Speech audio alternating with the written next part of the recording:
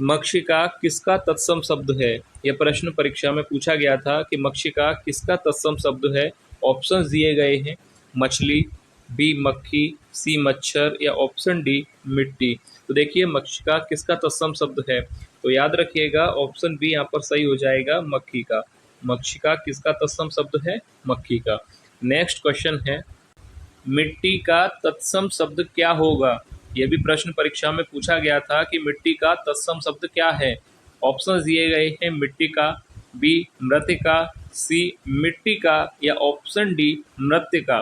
तो देखिए मिट्टी शब्द का सही तत्सम शब्द यहाँ पर क्या होगा? ऑप्शन डी याद रखिएगा, ऑप्शन डी यहाँ पर सही हो जाएगा, मृतिका, या ना कि मृतिका। ऑप्शन बी गलत है, ध्यान से देख लीजिएगा, ऑप्शन बी गलत है, ऑप्शन डी सही होगा, मृतिका। मिट्टी का तत्सम शब्द होता है मृतिका। नेक्स्ट क्वेश्चन है, स्वाधीन का विलोम शब्द क्या है? ऑप्शन ए स्वतंत्र, बी स्वच्छंद या सी पराधीन या ऑप्शन डी निरंकुश। स्वाधीन शब्द का विलोम शब्द क्या होगा? तो राइट आंसर यहाँ पर होगा ऑप्शन सी पराधीन। स्वाधीन का विलोम होता है पराधीन। याद रखिएगा सभी प्रश्न परीक्षा में आए हुए प्रश्न हैं, तो एक एक प्रश्न को अच्छी तरह से देखिएगा कि स्वाधीन का विलोम शब्द हो जाएगा पराधीन। नेक्स्ट क्वेश्चन है, शेर का पर्यायवाची शब्द नहीं है। ऑप्शन दिए गए हैं, मृगराज, बी शार्दुल, सी हस्ती या ऑप्शन डी नाहर। तो राइट आंसर यहाँ पर क्या होगा? शेर का पर्यायवाची शब्द नहीं है। तो देखिए मृगराज, शार्दुल और नाहर ये तीनों ही शेर के पर्यायवाची होते हैं। तो यहाँ पर सही उत्तर हो जाएगा ऑप्शन सी हस्ती। याद रखिए शेर का पर्यायवाची कौन कौन है? मृगराज, शार्दुल और नाहर ये तीनों ही शेर के पर्यायवाची हैं। हस्ती शेर का पर्यायवाची शब्द नहीं है। नेक्स्ट क्वेश्चन है, पहाड़ का पर्यायवाची शब्द नहीं है। ऑप्शन दिए गए हैं, अचल, बी नग, सी भूदर या ऑप्शन डी तड़ाग। तो पहाड़ का पर्यायवाची शब्द इनमें से कौन सा नहीं है? तो देखिए अचल पहाड़ का पर्यायवाची होता है, नग पहाड़ का पर्यायवाची है और भूदर भी पहाड़ का पर्यायवाची है। तो यहाँ पर ऑप्शन डी सही हो जाएगा, तड़ाग पहाड़ का पर्यायवाची शब्द नहीं है। याद रखिएगा अचल पहाड़ का पर्यायवाची है और अचला, अगर यहाँ पर अचला होता तो पृथ्वी का पर्यायवाची है। याद रखिएगा पेपर में कंफ्यूजन हो जाती है। अचल पहाड़ का पर्यायवाची है और अचला पृथ्वी का पर्यायवाची शब्द है। तो याद रखिएगा अचल पहाड़ और अचला पृथ्वी। नेक्स्ट क्वेश्चन है, अखरोट शब्द का तत्सम रूप है। ऑप्शन दिए गए हैं, अक्षबाट, बी अक्षोट, सी अक्षरोट या ऑप्शन डी असरोट। तो देखिए अखरोट शब्द का तत्सम रूप क्या होगा? परीक्षा में पूछा गया था कि अखरोट का शब्द का तत्सम रूप क्या है। तो राइट आंसर याद रखिए अक्षोट, ऑप्शन बी यहाँ पर सही उत्तर हो जाएगा। अखरोट का तत्सम रूप होता है अक्षोट। नेक्स्ट क्वेश्चन है, वृद्धि का विलोम शब्द क्या होगा? ऑप्शंस दिए गए हैं, अतिवृद्धि, बी अवृद्धि, सी कम वृद्धि या ऑप्शन डी क्षय। तो वृद्धि का विलोम शब्द क्या होगा? ऑप्शन डी याद रखिए क्षय हो जाएगा यहाँ पर, ऑप्शन डी बिल्कुल सही आंसर होगा। वृद्धि का विलोम शब्द होता है क्षय। नेक्स्ट क्वेश्चन है, मृगेंद्र का पर्यायवाची शब्द है। ऑप्शन ए शार्दुल, बी अहि, सी हिरन या ऑप्शन डी कुरंग। तो मृगेंद्र किसका पर्यायवाची होता है? शेर का। यानी प्रश्न वही है कि शेर का पर्यायवाची शब्द क्या है? मृगेंद्र होता है और शार्दुल भी होता है। ऑप्शन पहला यहाँ पर सही हो जाएगा। अभी मैंने आपको बताया था मृगेंद्र, शार्दुल, सिंह, शेर ये सब शेर के पर्यायवाची शब्द हैं, याद रखिएगा। नेक्स्ट क्वेश्चन है, छिछला शब्द का विलोम क्या है? ऑप्शन ए उजाड़ना, बी गहरा, सी तृप्ति या ऑप्शन डी पीठ। छिछला शब्द का विलोम शब्द होता है गहरा। ऑप्शन बी राइट आंसर यहाँ पर हो जाएगा। छिछला शब्द का विलोम क्या होगा? गहरा। नेक्स्ट क्वेश्चन है, जो शीघ्र प्रसन्न हो जाए एक शब्द होगा। तो देखिए जो शीघ्र प्रसन्न हो जाए के लिए एक शब्द क्या होगा? ऑप्शन दिए गए हैं, प्रसन्नचित, बी प्रसून, सी प्रसन्न या ऑप्शन डी आशुतोष। जो शीघ्र प्रसन्न हो जाए के लिए एक शब्द होता है आशुतोष। ऑप्शन डी यहाँ पर राइट आंसर होगा।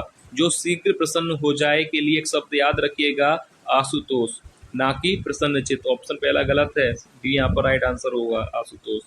नेक्स्ट क्वेश्चन है, अभी अभी जन्म लेने वाला, इसके लिए एक शब्द क्या होगा? अभी अभी जन्म लेने वाला के लिए एक शब्द क्या होगा? ऑप्शन ए जन्मा या बी नवजात, सी जन्मजात या ऑप्शन डी अजन्मा। तो देखिए अभी अभी जन्म लेने वाले के लिए एक शब्द होता है नवजात। ऑप्शन बी यहाँ पर राइट आंसर हो जाएगा। देखिए याद कर लीजिएगा, अभी अभी जन्म लेने वाला के लिए एक शब्द होता है नवजात। नेक्स्ट क्वेश्चन है, निर्बल शब्द का विलोम है। ऑप्शन ए सुदृढ़, बी सबल, सी बाहुबली या ऑप्शन डी समुन्नत। तो निर्बल शब्द का विलोम शब्द क्या होगा?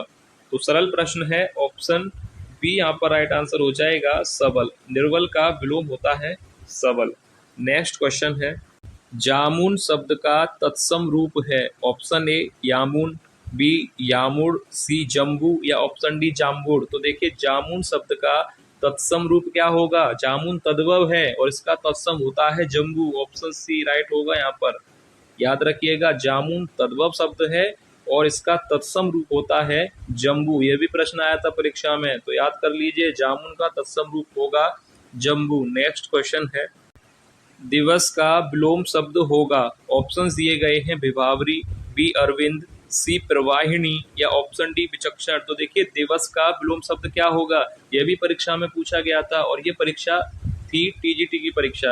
ये टीजीटी की परीक्षा का प्रश्न है जो आया था कि दिवस का विलोम शब्द क्या होगा। तो याद कर लीजिए, ऑप्शन पहला यहाँ पर सही हो जाएगा विभावरी। दिवस का विलोम शब्द होता है विभावरी। टीजीटी परीक्षा का प्रश्न है ये, जो कि अब होने वाली है, दिसंबर में आयोजित की जाएगी। तो याद रखिए दिवस का विलोम क्या होगा? विभावरी। नेक्स्ट क्वेश्चन है, जिसे वाणी द्वारा व्यक्त ना किया जा सके के लिए एक शब्द क्या होगा? ऑप्शन दे रखे हैं, तो यहाँ पर सीधा हम सही आंसर पर ही टिक करेंगे। जिसे वाणी द्वारा व्यक्त ना किया जा सके, ध्यान से देख लीजिएगा, ऑप्शन डी यहाँ पर राइट हो जाएगा, अनिर्वचनीय। याद कर लीजिए और इसकी वर्तनी भी देख लीजिएगा, क्योंकि ये वर्तनी में भी प्रश्न बनता है कि शुद्ध वर्तनी, और ऐसे ही 4 विकल्प दे दिए जाते हैं और पूछा जाता है कि शुद्ध वर्तनी कौन सी है। तो इसकी वर्तनी भी आप एक बार देख लीजिएगा। इसे वाणी द्वारा व्यक्त ना किया जा सके उसके लिए एक शब्द होता है अनिर्वचनीय, और लिखा कैसे जाता है ये भी आप देख लीजिएगा।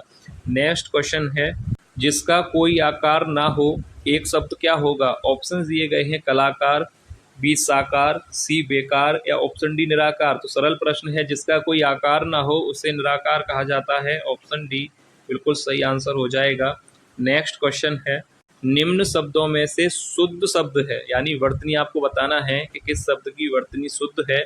ऑप्शन दे रखे हैं और ये प्रश्न आता है और गलत ही हो जाता है, क्योंकि इसकी वर्तनी थोड़ा पेपर में कन्फ्यूजन हो जाता है। तो इसकी वर्तनी कौन सी शुद्ध है, याद रखिएगा, ध्यान से देख लीजिए। ऑप्शन सी यहाँ पर सही होगा। एक बार लिखे भी आप लोग देख लीजिएगा, निम्न शब्दों में से शुद्ध शब्द कौन सा है, यानी वर्तनी शुद्ध है ऑप्शन सी, जिजीविषा। और इसका अर्थ होता है जीने की इच्छा। ये भी अर्थ याद रखिए, इसका अर्थ होता है जीने की इच्छा, यानी ऑप्शन सी। नेक्स्ट क्वेश्चन है, शुद्ध वर्तनी वाला शब्द है। ऑप्शन ए वाल्मीकि, बी द्वंद्व, सी उज्ज्वल, डी यानी। तो शुद्ध वर्तनी वाला शब्द आपको बताना है कि शब्द की वर्तनी शुद्ध है। तो यहाँ पर ऑप्शन डी यहाँ पर राइट आंसर होगा, यानी। वाल्मीकि गलत लिखा हुआ है, द्वंद्व भी गलत है और उज्ज्वल तो बिल्कुल ही गलत लिखा है। तो यहाँ पर शुद्ध वर्तनी वाला शब्द होगा यानी। नेक्स्ट क्वेश्चन है, नौका का पर्यायवाची शब्द है। ऑप्शन ए भरता, बी बात, सी दारा या ऑप्शन डी तरणी। तो नौका का पर्यायवाची शब्द क्या होगा? तो राइट आंसर ऑप्शन डी होगा, तरणी। नौका का पर्यायवाची शब्द क्या होगा? तरणी। नेक्स्ट क्वेश्चन है, पर्वतीय शब्द का वाक्यांश क्या होगा? ऑप्शन ए जो पर्वत पर घूमने वाला हो, या जो पर्वत पर उगने वाला हो, या ऑप्शन सी जो पर्वत पर चढ़ने वाला हो, या ऑप्शन डी जो पर्वत पर रहने वाला हो। तो पर्वतीय शब्द का सही वाक्यांश यहाँ पर क्या होगा? तो याद रखिए, जो पर्वत पर रहने वाला हो। ऑप्शन डी यहाँ पर सही उत्तर हो जाएगा, जो पर्वत पर रहने वाला हो के लिए शब्द होगा पर्वतीय। तो ऑप्शन डी बिल्कुल सही उत्तर हो जाएगा। नेक्स्ट क्वेश्चन है, ग्रंथि का तद्भव शब्द क्या है? ऑप्शन ए गांव, बी गांठ, सी ग्रंथ या ऑप्शन डी पुस्तक।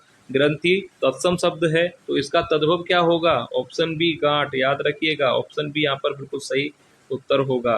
ग्रंथि का तद्भव शब्द होता है गांठ। नेक्स्ट क्वेश्चन है, शुद्ध वर्तनी वाला शब्द है। ऑप्शन दिए गए हैं, तो राइट आंसर क्या होगा? किस शब्द की वर्तनी शुद्ध है? तो सरल प्रश्न है, ऑप्शन बी यहाँ पर राइट होगा, सुषमा शब्द की वर्तनी शुद्ध है।